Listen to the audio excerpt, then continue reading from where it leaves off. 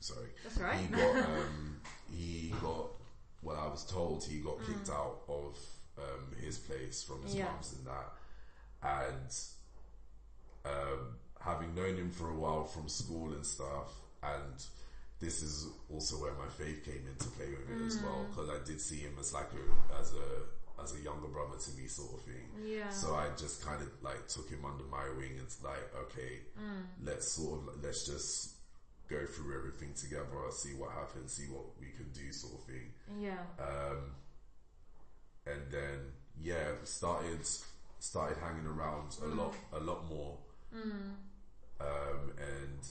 by around that time, I was smoking weed at that time anyway. And he was also a smoker. And I think that when he was more in the picture, that's when because life was getting a lot more busier and stuff, I wasn't really paying attention to like a lot of things that was happening. I just sort of took them as they were. I was like, okay, it's not really an issue, sort of thing. But then around 2 weeks before my first episode, which was 2 Aprils ago, I started becoming more anxious around him, around his friends and stuff, even in my own house.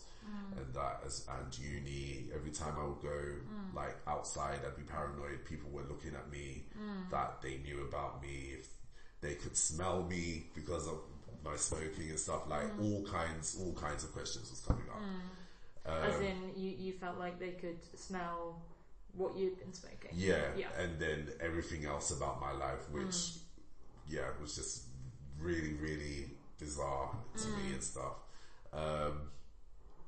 So that whole period went on for about 2 weeks.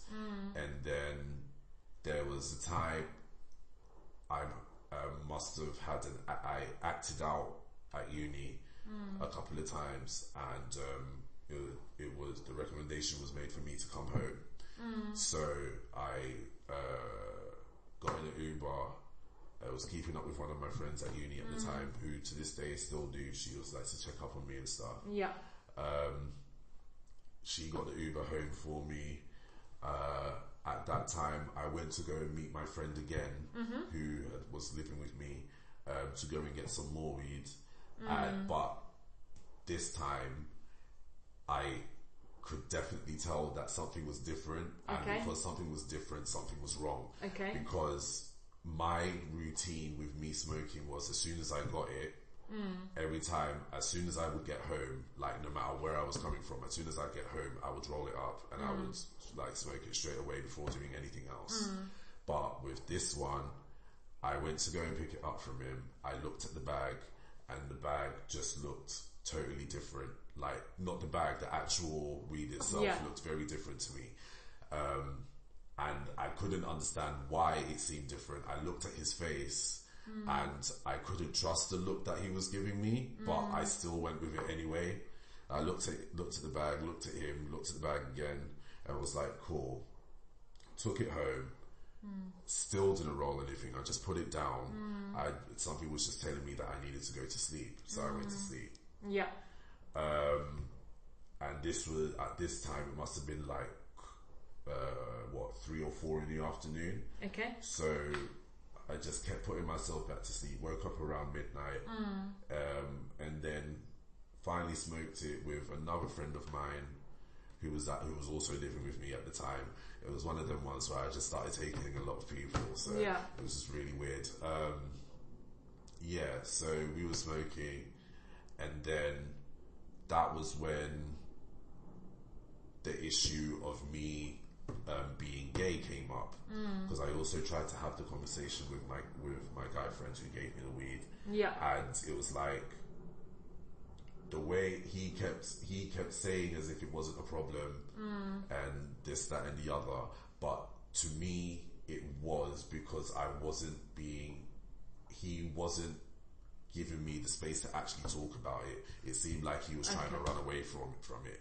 Whereas when I was talking to my girlfriend, who at the time, even in my like crazy state and whatever, like she still gave me the time of day to listen and everything else like that. Yeah. And even when I was telling her, she made sure not to tell anyone else. Okay. When I told my other friend, he went and told his cousin at the first opportunity. So, so that was like, boom, trust kind of broken with that as well. And the way that I was just acting out and everything, it was like, what is going on sort of thing. Literally everything was like, what is going on? There will be certain things happening at certain times which would be sequential with other things, like people messaging me or whatever.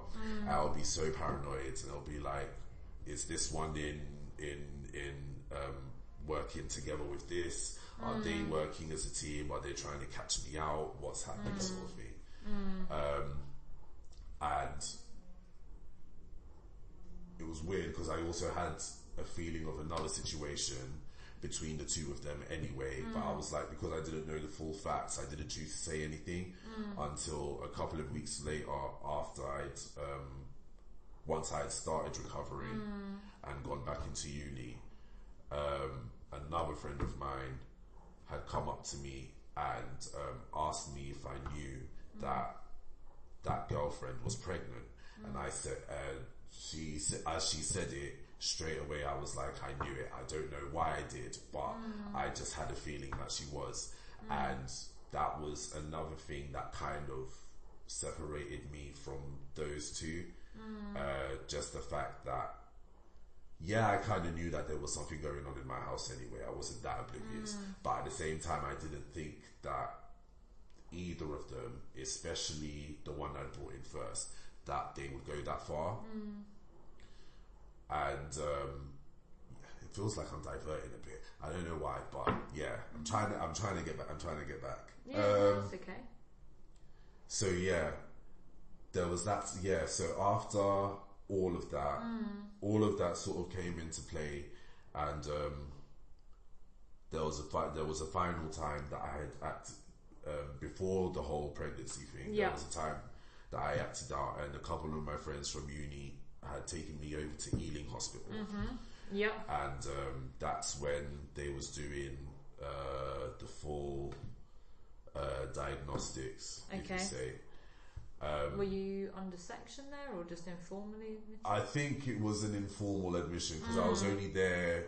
I was there from the afternoon until later that night. And I would say just before midnight, if anything, or around midnight at that time.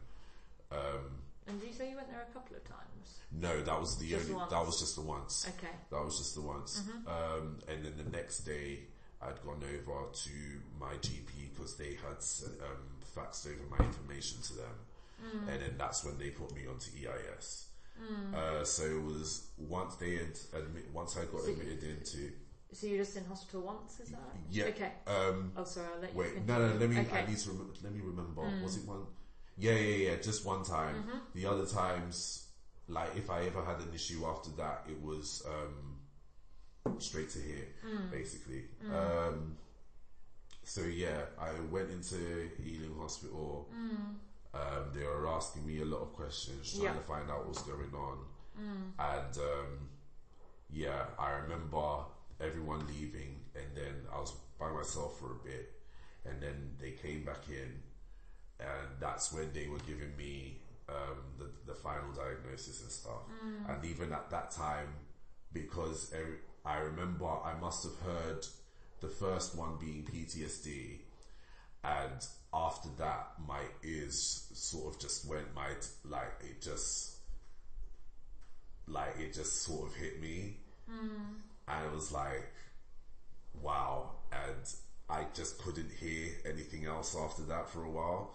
So I feel like there was more information probably that I was supposed to have gotten, but I didn't know how to ask, and I kind of didn't want to find out anyway, just in case it would put me down even more.